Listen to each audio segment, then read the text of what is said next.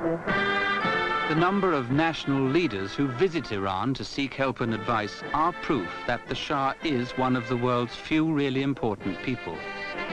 Even the Shah's most abusive critics, foreign journalists, admit that.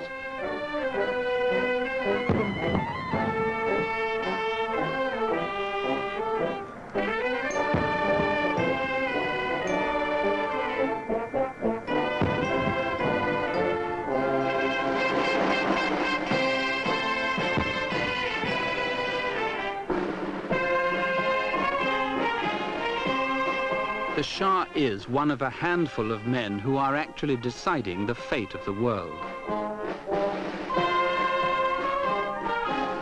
As President Sadat of Egypt, his guest on this occasion, knows, the Shah has played as big a role as anyone behind the scenes in helping to prevent the start of a fourth Middle East war, which could involve America and Russia.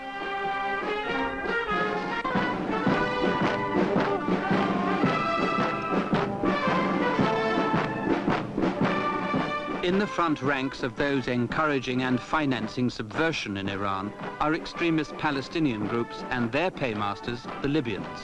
One price the Shah is paying for using his influence to help defuse the Middle East situation.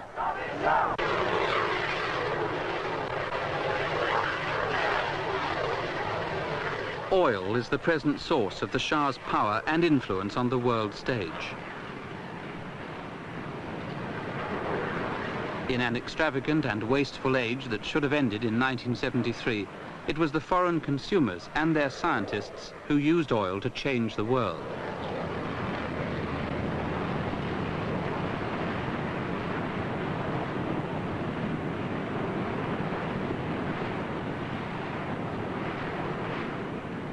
Today, oil is changing the world again. Only this time, it's the owners of the stuff who are calling most of the shots.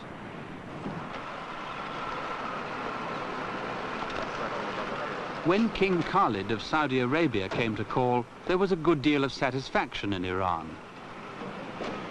After the oil price rise explosion, which altered the balance of world economic and political power, the industrialized nations tried to break the unity of OPEC, the oil producers.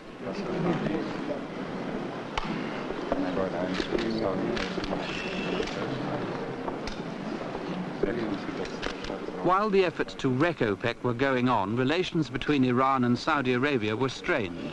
The industrialized nations were trying to persuade Saudi Arabia to break with the oil policies advocated by the Shah. The Shah was, and still is, OPEC's chief thinker.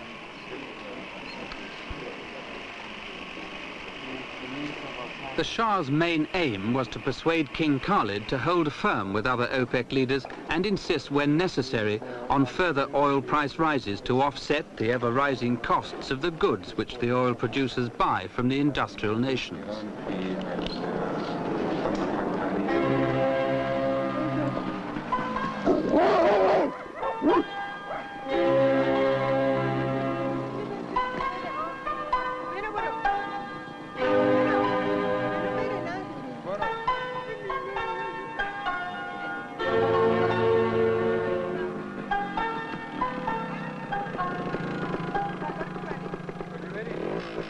Strange as it may seem in today's changing world, the tradition of respect for the monarchy in Iran is such that many Iranians still find it difficult to believe that the Shah and his queen are human beings with the same basic needs and desires as other mortals.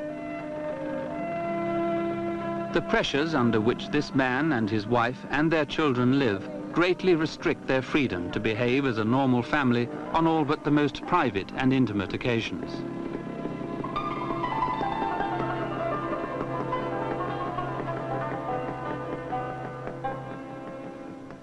In so many ways, the Shah is the exact opposite of the image of him that's projected by others, mostly journalists, outside the country and within. His manner is gentle and not too deceptively so. He's an attentive and patient listener in debate and conversation, and most surprisingly of all, he's a shy man. What are the sort of things that make you angry? Angry is injustice, first of all. From wherever it comes. Because especially I get angry if something is done to somebody who cannot defend himself. Do you lose your temper very much? No, I don't think so.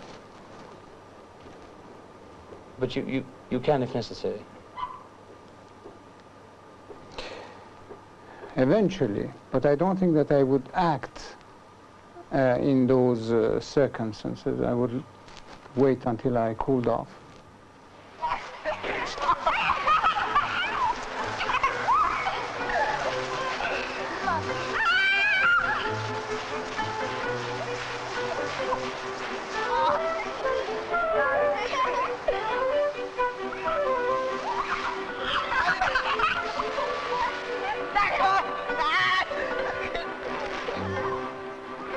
The Shah has a good sense of humour, but whether it would stretch to allow his anger to be cooled off in this manner is unknown.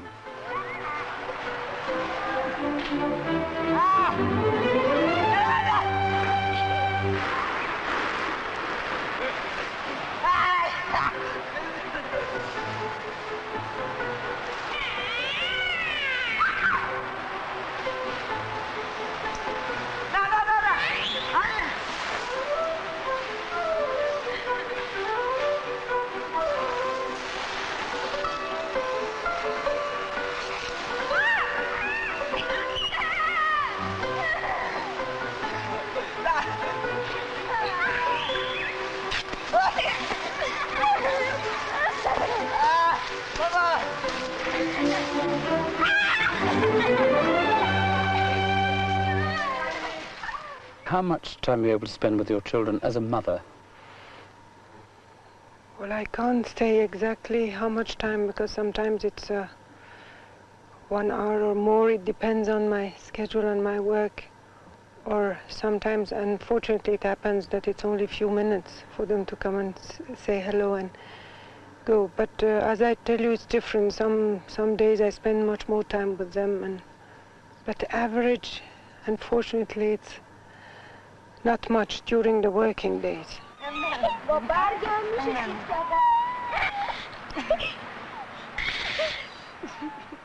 The problem with the children is that you cannot just have a few hours a day like a tennis game, say that between 5 and 6 I'm going to see them. Because children need you sometimes, and that the hours that you're not free, and when you're free, maybe in those hours they don't need you, they don't have anything to ask you or to tell you.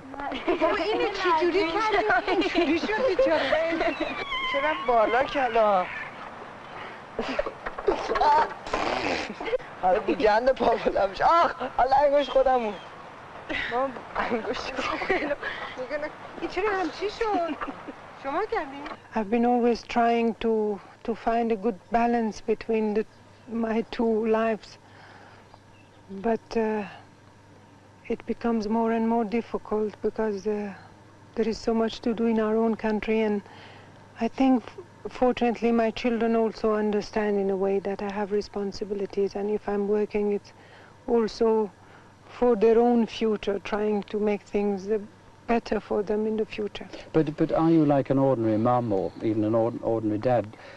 Sometimes you get so tied up in your work and perhaps so frustrated that maybe you come home and you take out your frustrations on the children. Do you find that happening? Unfortunately, it happens sometimes, and I really feel terrible afterwards, because after a day's work and problems or anger, and then you come and the children come completely fresh out of school, they come and shout around, and you're so nervous and so busy that you just can't stand the noise, or if they have a discussion with you, you don't have the patience and so on. And I have had that, and I really feel very bad afterwards, and I try to tell them afterwards, well, I have been angry because I have had a lot to do. Then I tell to myself, then, well, try to work less, or try to control yourself. It's not other people's fault that you have had a long day or a difficult day than not to have, because I think it's in my duty also to be always in a position to have time and patience and smile for everybody. But after all, I'm a human being, and sometimes it's impossible. What are the ordinary, simple things of life that you miss and cannot do because you are the Queen? what I would like to go is really downtown in the streets. It is important to have that contact and that feeling, because still I have the majority of my age. I have lived outside the palace. I got married at the age of 20, and I've been married for 16 years. But the experience I had in those days now, they are becoming weaker maybe. Of course I have the contact with the people when I go visit someplace, or especially in the provinces, in the villages. But it's the city of Tehran, the simple thing that I don't know what's happening, I mean, to the simple things of life. My impression is that you don't really enjoy the ceremony and the high pomp of the court life. Is my impression a correct one? I think it is. First of all, I must say that we do not have, after all, too much protocol or pomp in a court. There is a protocol in every country, even if it's another kind of regime or system.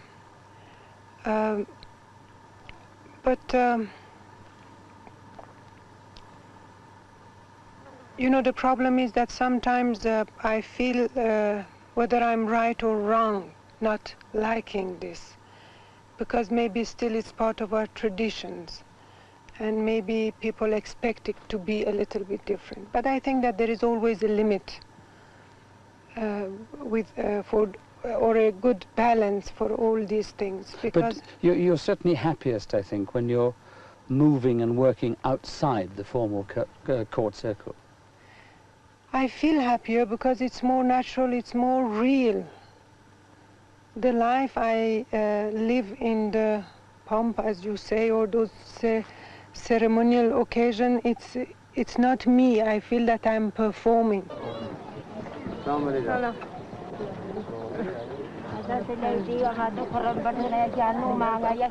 Because of her personal contact and dialogue with the peasants, Queen Farah saw more quickly than most where the weaknesses in the early development programs were.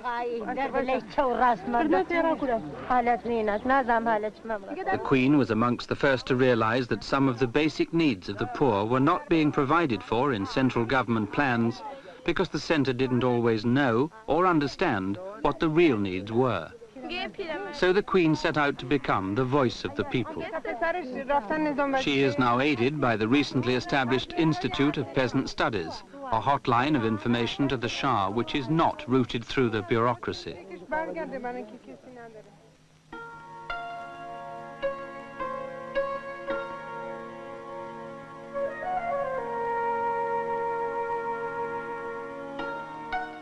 The Queen spends at least 3 months of each year travelling the country, often going where some wish she wouldn't.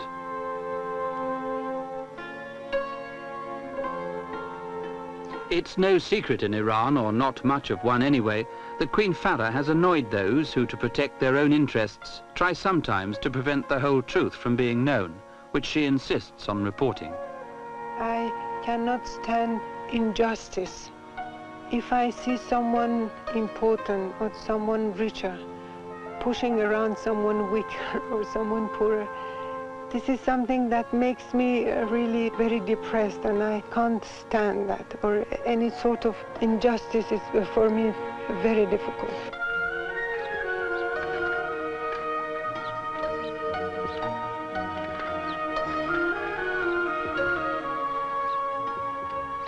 There are some in Iran who believe that without Queen Farah, the Shah, because of his preoccupation with global as well as national affairs, would have been in danger in recent years of losing touch with the frustrations of the common people. The frustration for the Shah, the decision maker, is that as development plans go into effect, the middle 50 or 60% of the population begins to move up the ladder to prosperity, but the bottom 30 or 40% stay at the bottom. This happens because those who've moved up the ladder can afford to buy more, and the extra demand they create, especially for food, pushes up the prices for everyone. Not surprisingly, it's the poorest who get hurt most.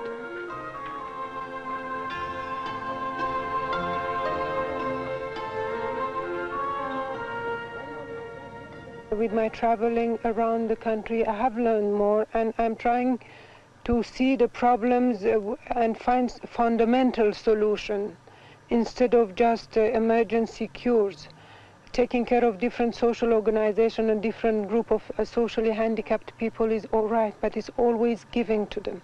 But it's to arrange the country in a way that people could help themselves to raise their standard of living. After the government has the duty of giving them, it's their right to be of the people to get things from the government. To give them the basics. To give them the basics and then teach them to learn how to participate and how to be involved themselves and how to work for themselves, because then there is the danger of the welfare society. We will have in the future a group of people just sitting and relaxing and waiting for someone else or the government to come and help them and only give.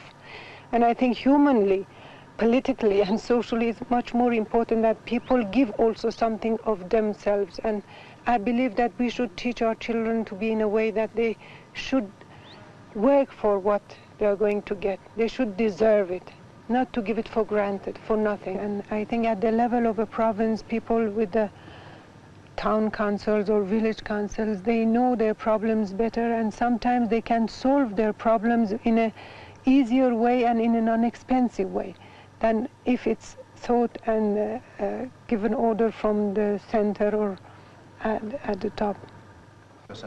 The High Economic Council, which meets once a week, is the most important advisory body to the Shah. It consists of the Prime Minister, the Shah's most trusted ally, senior cabinet members, and other key people such as the Governor of the Central Bank. The outstanding merit of the present system in Iran is that at the top, decisions do actually get made. The approach taken by many other governments, shelving the difficult decisions in the hope they won't have to be made, would be disastrous for this country. The difficulty is getting decisions taken at the top translated into action because of bureaucratic interference and the muddle and chaos it causes.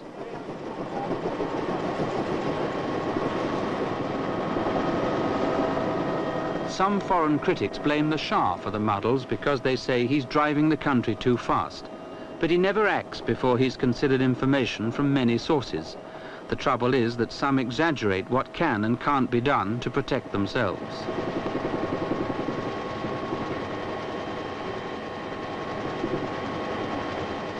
The port of Khorramshahr is now tidy and relatively well organized. When Iran was frantically importing materials and supplies from all over the world in the balmy days that followed the oil price rise explosion, the port was almost paralyzed by chaos. Iran's development program was seriously threatened by delays as ships laden with cargoes waited for months to unload. The mess wasn't cleared up till the Shah took a look for himself and fired those responsible.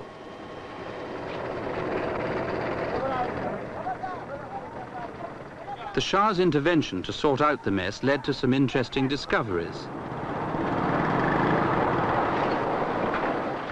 A new port director proved that Khorramshahr could shift nearly double the amount of cargo it had previously moved, provided the bureaucrats didn't interfere. They did, and muddle returned.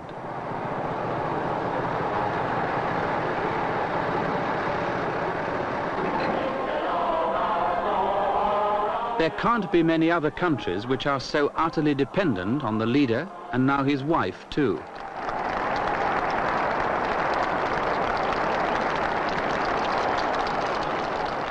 Though the Shah is gratified by the affection the vast majority of his people display towards him, nobody is more aware than he of the limitations of the present political system.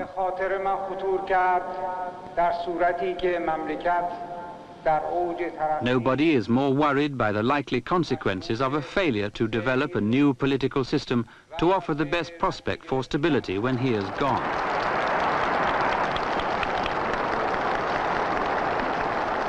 But if what the Shah is really searching for is democracy, why has he scrapped the multi-party system and replaced it with one national party? I thought that, well, it was obvious that one party should be in power. another party criticizing the party in power in order to make all the truth come out and have discussions.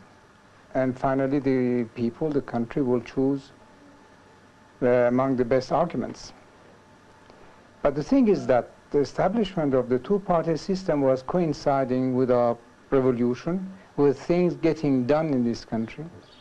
And obviously, the people in power, representing the majority party, would always win. The other party had never a chance to even get a few votes, because people, seeing that the country was going so quickly in the right way, anyway, in most cases, they would invariably vote for the government party. And lots of talent belonging to the minority party was lost in this way. So I came to the conclusion that during these constructive period, everybody must participate. And fortunately, our people believe in the fundamentals of the 17 points of our revolution. The rest, I am ready to change if necessary, if people come out with better ideas.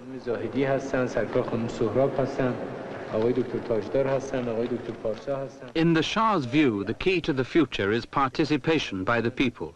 Without it, he believes that democracy is a sham and meaningless.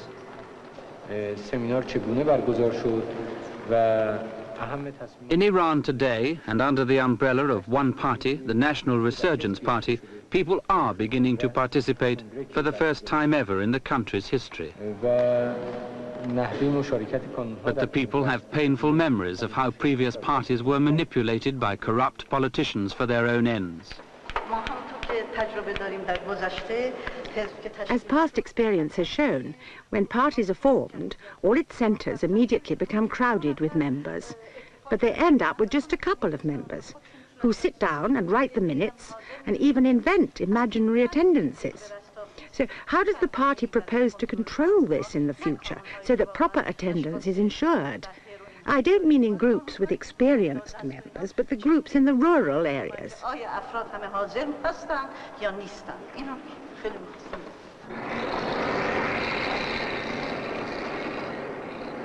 Aside from questions about the organization of the new party, subjects like housing and slum clearance dominate debates at branch meetings of the party. Real needs are represented. My only problem is to get a roof over my head. If I had that, Iran would be the best country in the world. May God preserve His Majesty the Shah. Things are much better, but a tenant's life is wretched. In fact, the growth in the supply of new urban housing units is almost keeping pace with the growth of urban population. But industrial workers with money to spend want faster action to deal with their housing problems. In my view, if workers who own small plots within the restricted areas are given permission to build their own houses, this problem would be solved. Today, in the party, more promises such as the authorities used to give in the past are not acceptable. We expect our difficulties to be dealt with more quickly and efficiently. If these suggestions are adopted, much of the housing problem will be solved. It's too soon to judge what real impact the new party is making in the rural areas of Iran, but the first signs are encouraging. To begin with, land reform and the spread of education have helped to awaken the political consciousness of village folk. And in other important ways too, villagers have been made aware of their rights.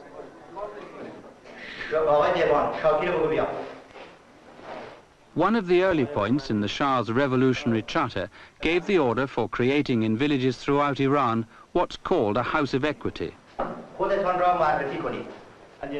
The House of Equity, which has a counterpart in urban areas, is a sort of village or people's court. Every 3 years, the villagers elect 5 of their number to serve as judges in the House of Equity. Only the court secretary, usually a teacher, is required to be able to read and write. The jurisdiction of the court is limited to such things as disputes about land and property, crop damage and family squabbles. It's participation in action.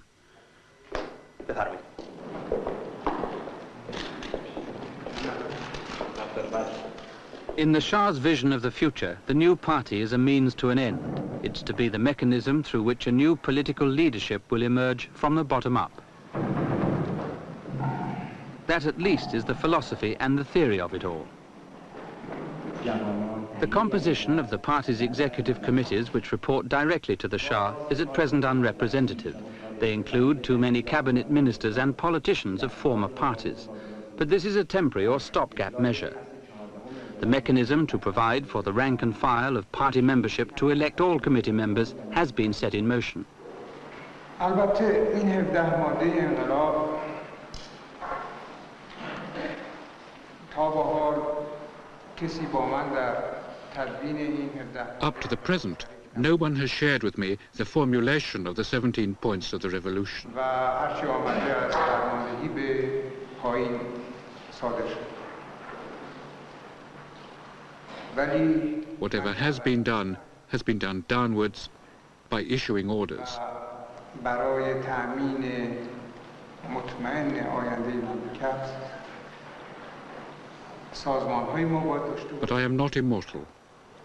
که ثمره انقلاب ایران So in order to secure the country's future, we must have organizations that not only preserve the fruits of the revolution and the achievements so far made, but also make it widen its scope and put down deeper roots. The Shah, by agreeing to be the head of Iran's one national party, has taken an enormous gamble. He has staked his own immense prestige on making the party work. What the party is currently most in need of is the active support of greater numbers of Iran's politically conscious young people. Many are holding back their support because they remain suspicious, with good reason, of the influence still exerted around the Shah by the old establishment. The young are not yet convinced the Shah can smash what's left of the old establishment.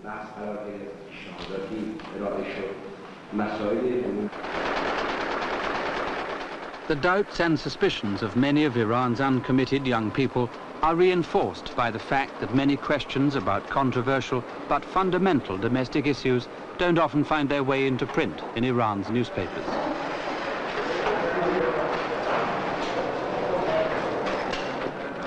The inadequacy of the media is not easy to explain, because on public platforms, and often in the presence of the Shah or Queen Farah or both, the most controversial issues are raised and debated, and yet the media seems reluctant to promote the debate about priorities.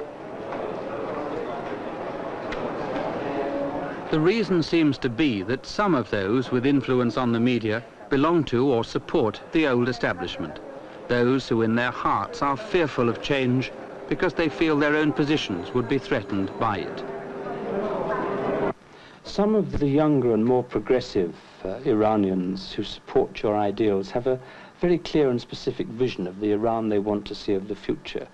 They see an Iran in which there is a multi-party system, with the decisions being made by an elected cabinet, and with the king, your son certainly, they say, and perhaps you yourself too, playing a constitutional role rather similar to that of the monarchy in Britain. Is this a vision of the future that you could share? Well, if this is what our people want, and if they are ready for it, who cares? Why not? But you said those more progressive. I don't know if I would call that progressive. The only thing I can accept for my country are the results. With what kind of system are we going to get the best results in this country? And this is the only thing that is important to me. But if they were to turn to you in 5-10 years and say, Your Majesty, we now feel up to the job of making the decisions, we'd like you to stand aside. Yes. What then? Well, I will say, okay, if it is within the framework of our revolution, the 17 points, or whatever it is, go ahead. But can, in 20 years' time, we shall be about 65 million people. 65 million people cannot take a decision. You have got to have a hierarchy. In this country, it has been the monarch. It has worked for 2,500 years. We are not going to change what would be eventually best for our country just to please some of your people. No, I'm not talking about pleasing us. I'm talking about if Iranians wanted to make that system work, have a cabinet democracy. If they all want it, you can't rule a country against the wishes of the people. This is for sure. Not for a long time anyway. If this is what they want, they will get it. If Western-style democracy is what the people of Iran want, and if that is what they get, Crown Prince Reza, when he takes over from his father, could have less influence on the decision-making process than any Shah before him.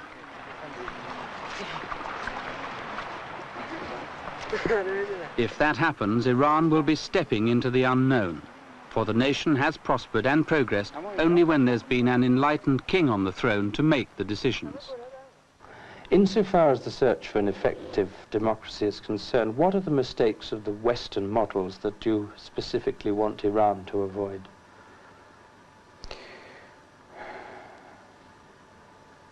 That the party system represents, as I said, not the interests of the nation, the interests of a certain class.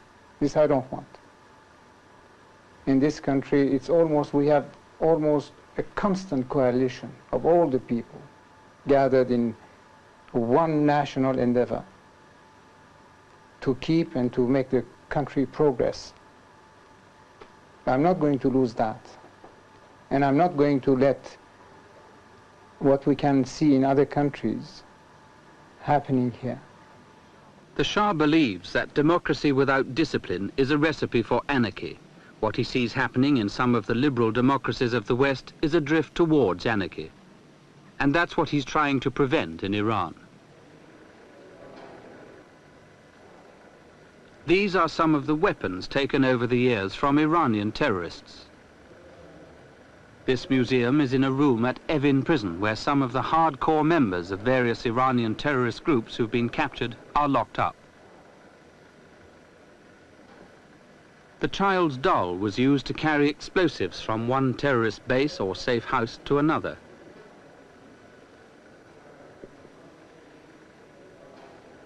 The Shah has all along maintained that sabotage and terrorism in Iran is financed and directed from outside the country. One main reason for believing he is right is that under his leadership, the progress Iran has made leaves no real political basis for the kind of internal discontent which would be required to motivate and then support homegrown terrorism.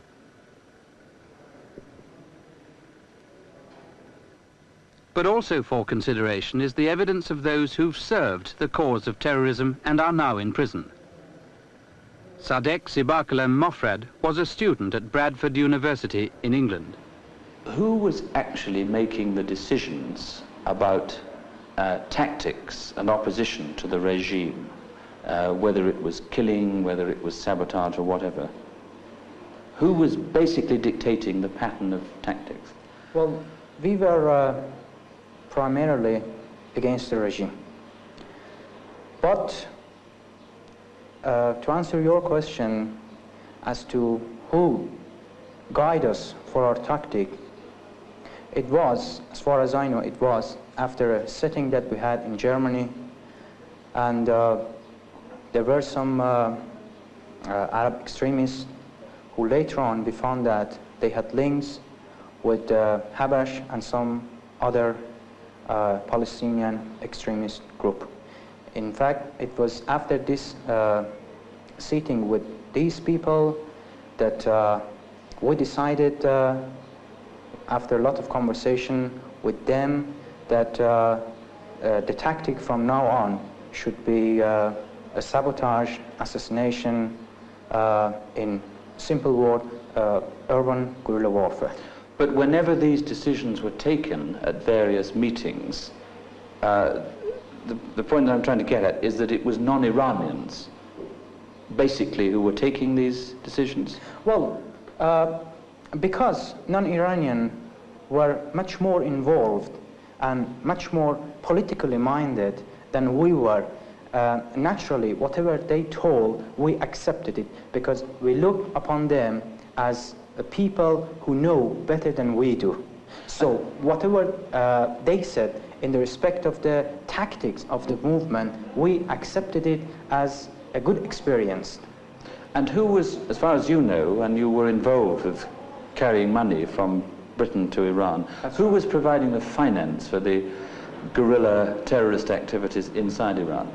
Well, first we thought that it was money that the Iranian people had collected, our friends, Arab students, Palestinian students, Greek students, etc. had collected. But later on, when I got back to London and I got to know more these people, I found out that the money came either from the Habashis movement or from Libya. Moffat was arrested while delivering funds from the sources he named to an Iranian terrorist group. He got 3 years. In England, he was a principal officer of an Iranian students' organization which now claims he was tortured and murdered in Iran. Manoucha Salimi is an artist who's given the use of a large empty cell to continue his painting. In 1965, he was sentenced to 3 years imprisonment for his minor involvement in a plot on the Shah's life. After serving 30 months, he was pardoned by the Shah and released. In 1973, he was arrested for taking part in another plot, this time an attempt to assassinate several members of the royal family. Salimi told me the group of which he was a member was made up almost entirely of Iranian students returning from abroad. I asked him what they told him was their reason for wanting to kill the Shah.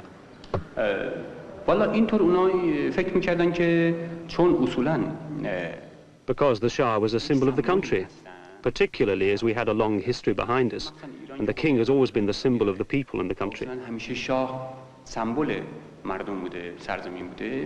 For that reason, and in order to create the maximum irreparable shock. That is why this was their aim, the aim of those who wanted this result. I knew nothing about it.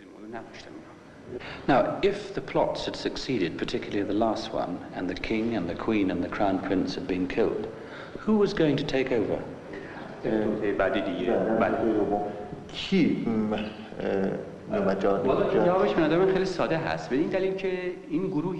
think the answer is very simple.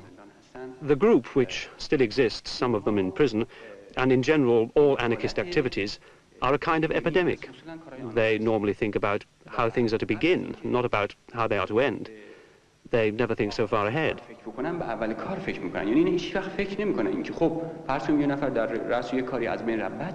example, if the head of a system is removed, who is to take over?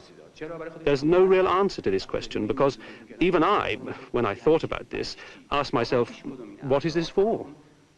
What will happen next?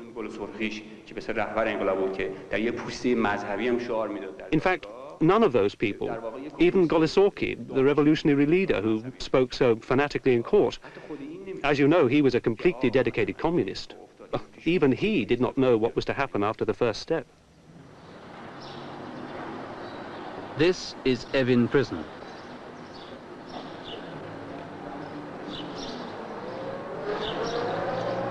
After what I had read about the alleged police state, it wasn't quite what I had expected.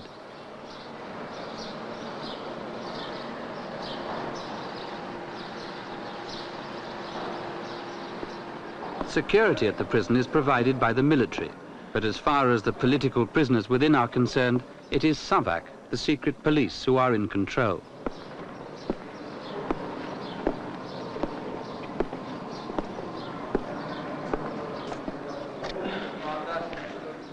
SAVAK is an offshoot of the Imperial Armed Forces, but it's not itself a police force. It's what every country has, a national security and intelligence organization.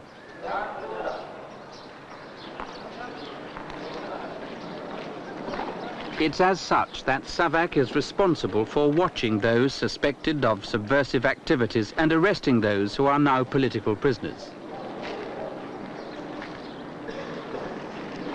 For SAVAK's alleged treatment of political prisoners, and in particular the alleged use of grisly forms of torture during interrogations, Iran is described in the international press as being ruled by one of the most brutal and repressive regimes in the world. During my investigations on the spot, I found very little evidence to support the allegations and much to contradict them. Take, for example, the case of Vida Hajabi Tabrizi. By Iranian student groups abroad and their supporters, she is one of the most celebrated of all Iranian political prisoners. She's said to be either dead or, alternatively, so paralyzed by torture that she can't even move. And she is widely reported as being in one or the other of those two conditions. We filmed her unobserved to start with because we were informed that she might act paralyzed if she saw us first. Ali, would you ask Vida Hajabi if we can talk with her? I understand what people say. You know about all the stories in the foreign press that say you were paralyzed. روزنامه‌ها میگن که شما فلج شدید و اینها، شما که الان ماشاءالله خوب قدم میزنید، راه میرید. خب راه میرم، بله اشتباه بی خودی حرف بی خود ممکنه بزنن. It is possible that they said everything they want, But what is your condition? I mean, I am very good. You look quite well. Yes, I am good. Dr. Simin Saleheh is another celebrated political prisoner, apparently risen from the dead. According to all accounts, she and the baby she was carrying in her womb died under torture in Evin prison in 1974. She lost one eye, she told me, when a bomb that some of her friends were making in a house already under surveillance by SAVAK agents exploded prematurely. What happened to Mrs. Saleheh when she was arrested by SAVAK and when she was interrogated? Was she ever tortured? Was she ever beaten up? Was she ever physically assaulted? نحوه دستگیری من طوری بود که احتیاجی به طرح این مسائل نبود چون The method of arrest was such that torture and beating were unnecessary. تیمی ما رو ساواک میشناخت و بنابراین احتیاج نبود. There was an explosion in the group's house. SAVAK knew where the house was. Then we come to the question of the information which I had. This presented no problem. I was pregnant at the time. No problem arose because our group's house was known to SAVAK. They didn't have to force me to tell them. Then we come to the question of the information which SAVAK had not got. This was obtained as a result of other arrests. I myself twice tried to commit suicide so as not to have to give away information, so that what I knew could not be got out of me.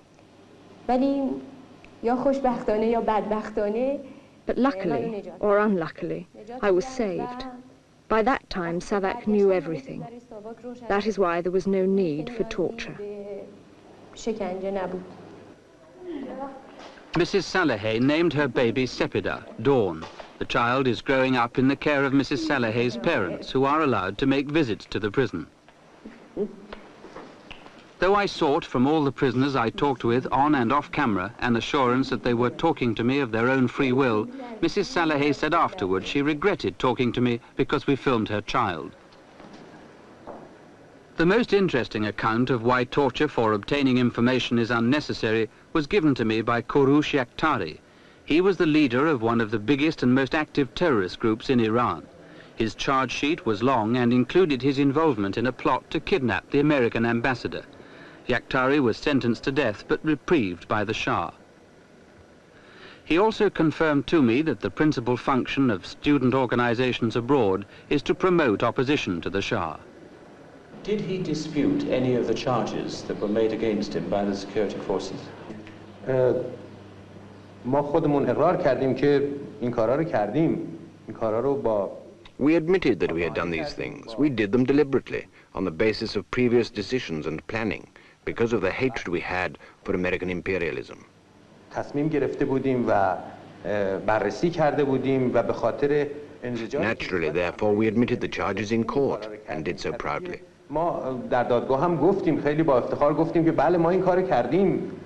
During his imprisonment for investigation and interrogation, was he ever tortured? Was he ever beaten? فقط بفرمایید موقع دستگیری چون عمل At the time of arrest, the village was surrounded. Naturally, one's arms were held and twisted, and one was pushed into the car and handcuffed. That is not torture. It's quite natural. I'm sure that even in Britain, when they arrest Irish nationalists, they don't do so gently or with compliments, saying, please be seated in the car. That is natural. Because SAVAK makes use of advanced American imperialist techniques, please emphasize this, the procedure for arrest and investigation is made easier.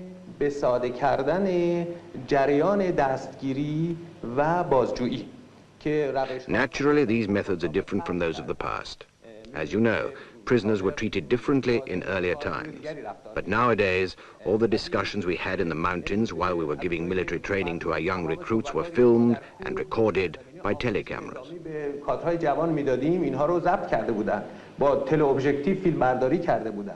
They bugged our houses, they tapped our telephone conversations, and the recordings were available. Naturally, there was no scope for denying anything, so no pressure was needed to make us confess. So in fact, is Mr. Yaktari telling us that SAVAK's information about him was so good that they didn't need to torture him? بله تقریبا میشه گفت اطلاعاتشون اونقدر کافی بود و مدارک و شواهدی رو که تهیه Yes, this information and the evidence they had assembled was so complete that all I had to do was confirm that it was a picture of me and that I was present at the scene which was filmed. Naturally, I could not deny this evidence because all our friends, all that we had done, was nothing to be ashamed of. Indeed, we were proud of it. It was a path we had chosen with pride. Naturally, we confessed that we had done those things. What was your cover name in the group? I had several cover names, not just one. What were they? Puran, Manouche, Faran, Leila, Bowie. Bowie. When you were arrested, what things did you have with you? Various weapons, a grenade, a dagger. These weapons here, are they the ones taken from you? Yes. And these items of equipment too? Yes, the whole of this lot is mine. All yours? Yes. Tell us, what were your operational activities in the group? I took part in a reconnaissance operation in connection with blowing up the gendarmerie post at Suleymaniye. I planted the bomb myself. You planted a bomb where? In Suleymaniye, gendarmerie post. Which post? Suleymaniye. Gendarmerie? Yes. I see. And what else? In other reconnaissance operations in connection with the killing of Abu Shariari.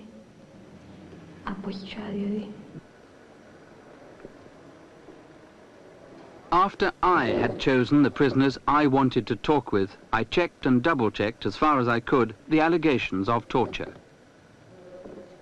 I also spent many hours questioning and re-questioning senior SAVAK officials up to the level of deputy commander. My impressions, for what they are worth, are these. I suspect that drugs are used on occasions to induce political prisoners to talk. But I am convinced, for reasons explained by Kouroush Yakhtari and supported by all other prisoners I talked to, that a great deal of nonsense is talked and written about the use of torture in Iran today. I am also convinced from the evidence given to me by political prisoners that all Iranian student organizations abroad have strong links with the forces of international terrorism, which are controlled indirectly and directly by Moscow.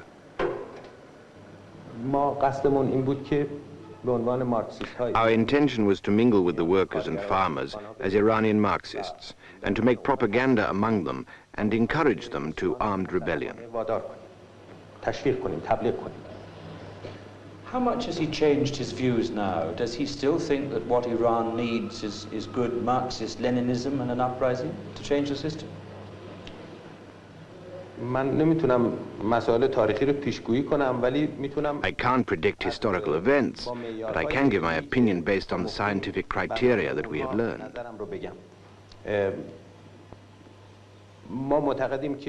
We believe that one day the whole world will be Marxist and socialist. That's what we always try to direct our efforts to. مبنا قرار میدیم در نتیجه توی هر جامعه‌ای با ویژگی‌های خاص اون جامعه سعی می‌کنیم. In every society with its special conditions, we try to implement this theory. Now in Iran, we've had to face some problems. And there have been some social changes which have been an obstacle to the growth of our strength and the setting up of a national workers' party. I attribute this to the special conditions prevailing in Iran rather than to the weakness of my ideology.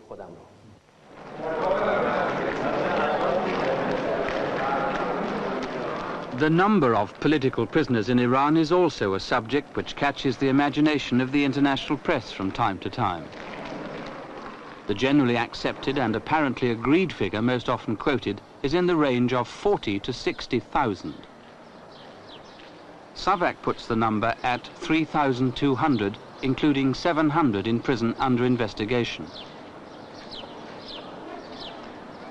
My impression, based on conversations with prisoners, is that Savak's figures are much closer to the truth. While the liberty of the subject is a human right to be preserved under all possible conditions, it is not and cannot be an absolute right, because one man may use his liberty to take away the liberty of another and must be restrained from doing so. Where freedoms conflict, the state has a duty to protect those in need of protection. Such sentiments have often been expressed by the Shah, but that quotation was from Britain's Lord Chief Justice Lord Gardiner in a recent report on the detention of political prisoners in Northern Ireland.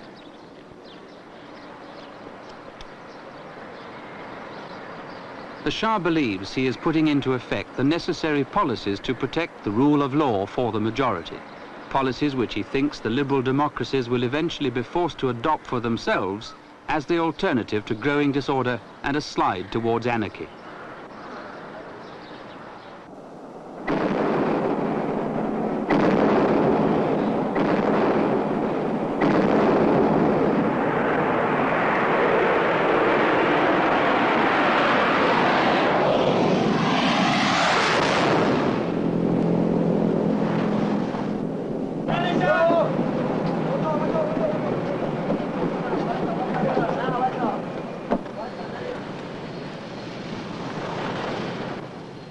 Iran covers an area almost as big as Western Europe and is potentially vulnerable on 6 borders, from the Persian Gulf, which makes her southern border, and from her land borders with Iraq, Turkey, Russia, Afghanistan, and Pakistan.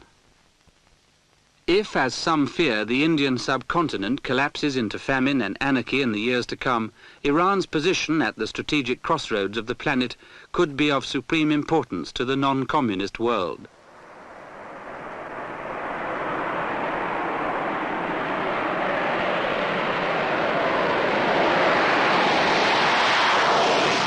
If the Shah's reform program was designed to prevent the growth of homegrown communism, his huge expenditure on military hardware is intended in part to discourage the communists, but all others too, from crossing his borders.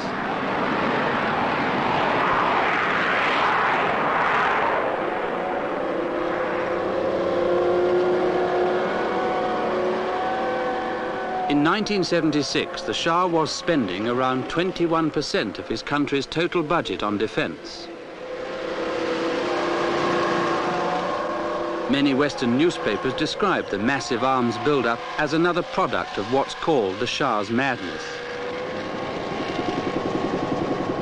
But when the British withdrew from the Persian Gulf and the Americans were tiring of foreign adventures, they said in effect to the Shah, "You're on your own now."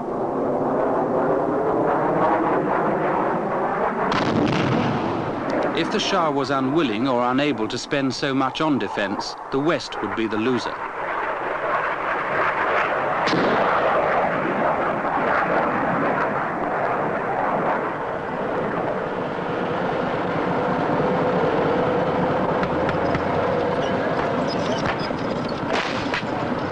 Only the history of the future will prove whether the Shah was wise or unwise to spend so much on defense. But if history condemns him for being unwise, it may also record that his feeling of insecurity was created less by his enemies and more by his allies, his friends, who twice this century have invaded his country.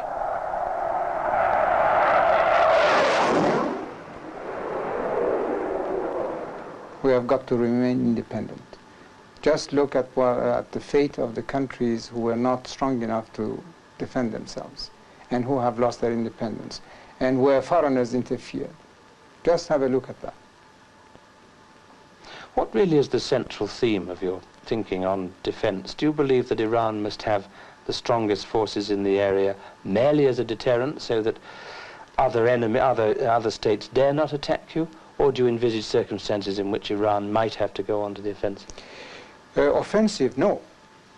But in the defense of the higher political goals of the region, yes, like we intervened in Oman at the request of the Sultan to save Oman from an eventual communist takeover. So you could see yourself going beyond your own borders? We have. We have gone in the case of Oman. I think you once said to me that you weren't exactly going to sit on your backside and let your enemies come right up to your borders. Does that sum up your... Yes, this is a very clear example of what you just mentioned.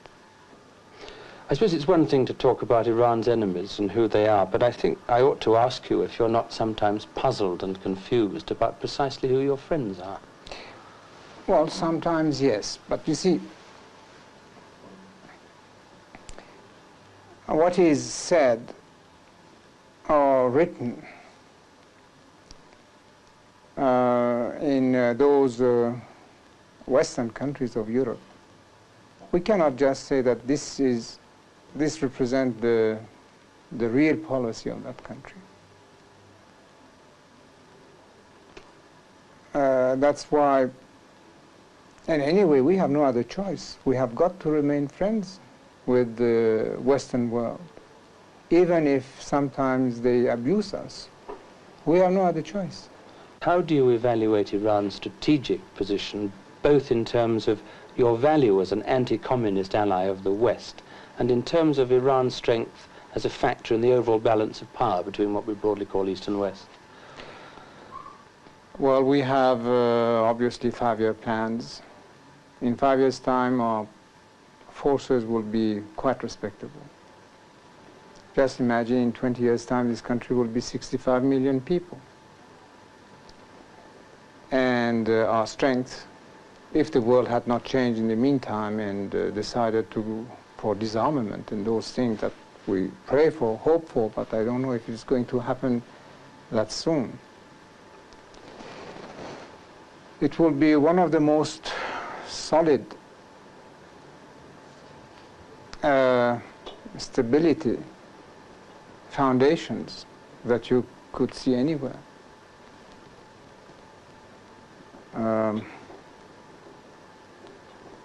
At least I believe that we shall continue the present policies for the unforeseeable future, and the result will be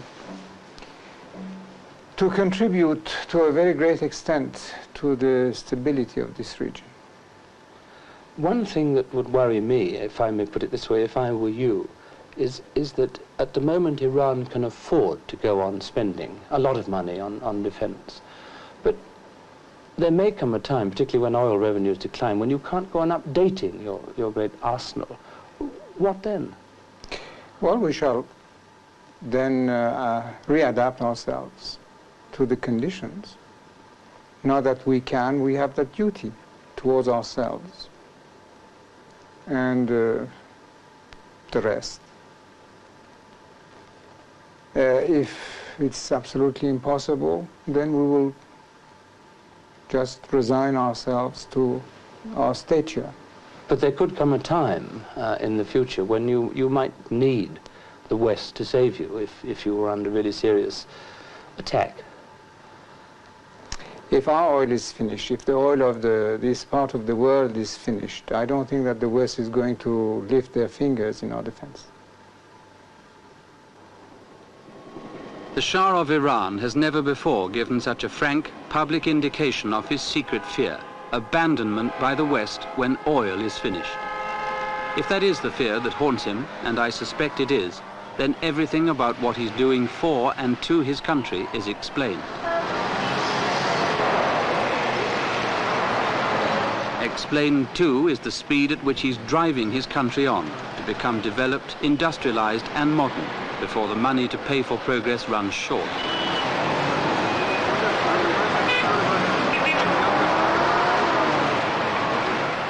Ironically, it's the progress Iran has made which poses the biggest potential threat to the future, a counter-revolution of rising but unfulfilled expectations.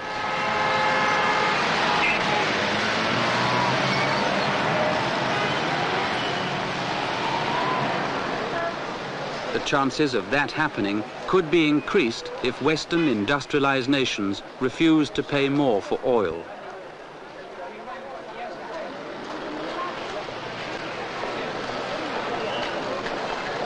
If a counter-revolution was to materialize, it would have its inspiration in the frustrations of the middle class which the Shah's revolution has so successfully created.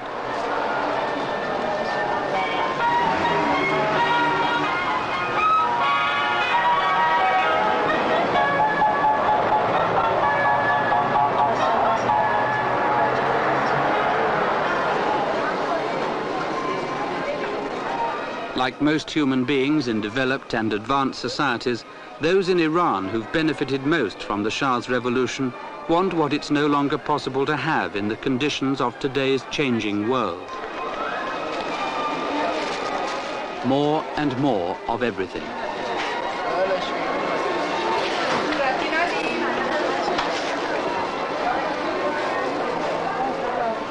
Where Iran is different and perhaps much more fortunate than the established democracies is that it enjoys the kind of leadership which, because of the traditional need for it, has the possibility to persuade the people to adjust their expectations. If the Shah has the courage to say stop, there are limits to what we can possess, there's a good chance that his people would obey. If there is ambiguity in the Shah's desire for democracy, this is the cause of it. For if the decision-making process becomes fully democratized along Western lines, the mechanism for decision-making could be seriously damaged. Why do you think the people of Iran may succeed where we appear to be faltering and perhaps failing? Because I give the leadership. I'm a little uneasy to speak about myself and that I'm giving the leadership. But this is the truth, because they trust me and I give the leadership and they accept it. I have the impression that as far as the business of running the country is concerned, you are a very lonely man. And I imagine that there might well be times when you throw up your hands in exasperation, because some of those around you are not always as efficient or as honest as you want. Well, that is possible, but that is why with this national party, with the participation of all of our people, really. I think we have more than 7 million members of the party now. Very soon, most of the decisions will be made by the people themselves, and I will be kept to take the ultimate, very important decisions, which will represent the real highest interests of the country. So I have hope that this loneliness will gradually become less and less.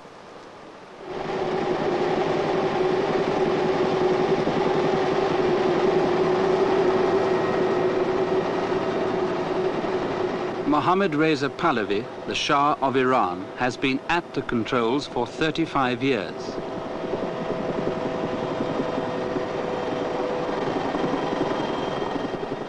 In the process of changing his country, he has helped to change the world too. But even for the man with such power at his command, the ultimate test of leadership is still in the future.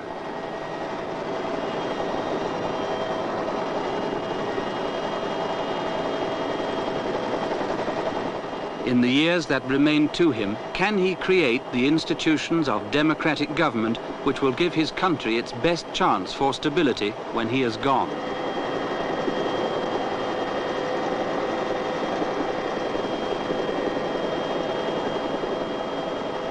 The facts about his country surely prove that he's on a good course for democracy. What has to be emphasized is that the style of democracy for which the Shah is searching is one that will be relevant to Iran's own real needs. What might be good for Britain or America is not necessarily good for Iran.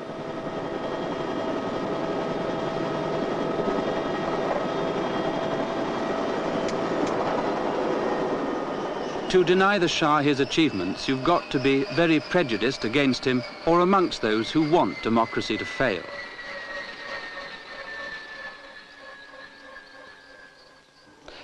I think, Your Majesty, you worry a great deal about the future. Well,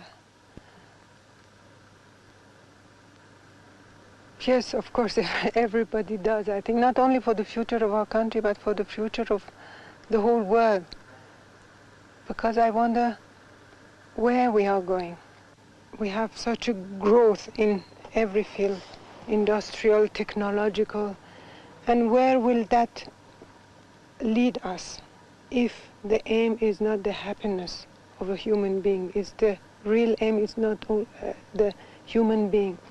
What do you think are the fundamental questions that Iranians must ask and then find the answers to if the future is to be guaranteed in the way you want in terms of happiness and contentment for the people?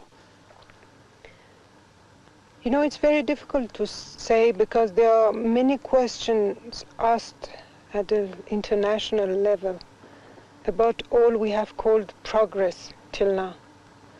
Because progress, of course, was useful. It helps to make disappear disease and poverty and hunger and all that. But at the same time, brings so many other negative things, which is at the disadvantage of a human being. It brings pollution, it brings corruption, it brings the tearing up of families, it makes disappear all sort of human contact. People do not have time to talk to each other. They don't care about each other. They are just working too hard for gaining more money and sometimes buying things which are not useful. More materialistic. More things. materialistic. And if we do not find solution for our own country, which is a little bit attached to our own traditions, to our own way of living. I don't say whatever came from the West or modern is unuseful. It has the good side and the negative side. And in our tradition also we have some good parts and the negative part of it. But to find a right balance, the good balance, and to educate, in my point of view, to real human beings with all the moral and human values which do not disappear. I think even if we are in the 21st century, it is the same that what was in 2,000 years ago, honesty, righteousness, or humanity, or hospitality, or all those sort of things. I don't think it has changed with modern life. It should be there. I wonder if, in a sense, you're too much of an idealist. I wonder if human nature is actually as good as you think it is. If any of us give up, then there is no hope. And the moment I feel other people feeling the same way, they encourage me. If I can encourage them, and if I can continue in a way, I'm idealistic, maybe it's true, but in my position I'm also realistic. I'm not outside of the fighting ground. I am also in it. So I'm not just talking philosophy. But I think there are ways to educate our children for a better future. Because otherwise, what is the progress for? And, you know, sometimes when you say you're depressed, I get depressed because I wonder whether I'm right or wrong, whether I'm too naive or too idealistic. In Iran, the quality of human values is still much determined by religious laws handed down centuries before the age of materialism dawned.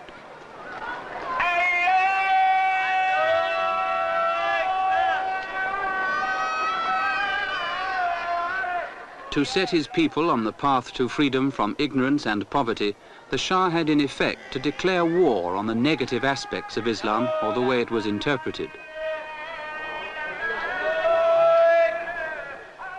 That the risks the Shah took were high is evidenced by the fact that those who plotted most frequently to assassinate him were, and still are, the product of fanatical religious hatred and fear of change.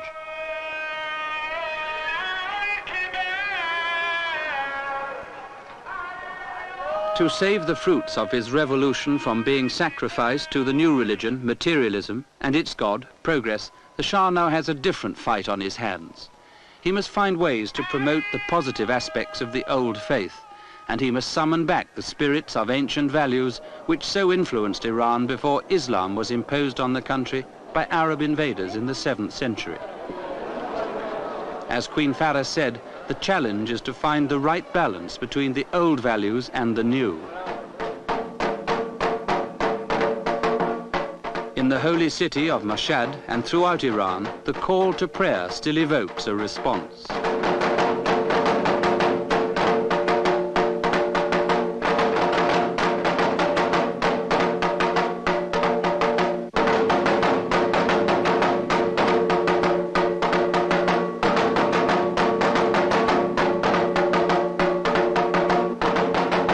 The spirits of ancient values are being summoned.